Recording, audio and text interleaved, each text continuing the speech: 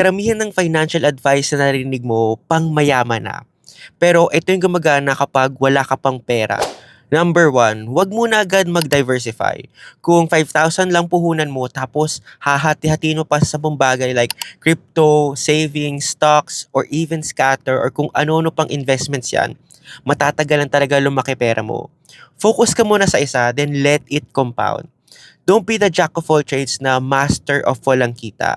Number two, bilhin mo muna ang oras mo bago bumili ng assets. Kung 500 ang gagastusin mo para mag-free up ng 10 hours and sa 10 oras na yun, kumita ka ng 2,500, nag 5 times ang 500 mo. Walang stock market na ganyan sa isang linggo. Time lang ang asset na nagmumultiply ng pera mo. Kapag nabot mo na ang 50k hanggang 100k, dun ka na pwede magsimula mag-diversify. Hi, I'm Riel and follow mo ko para sa money advice na galing sa totoong buhay.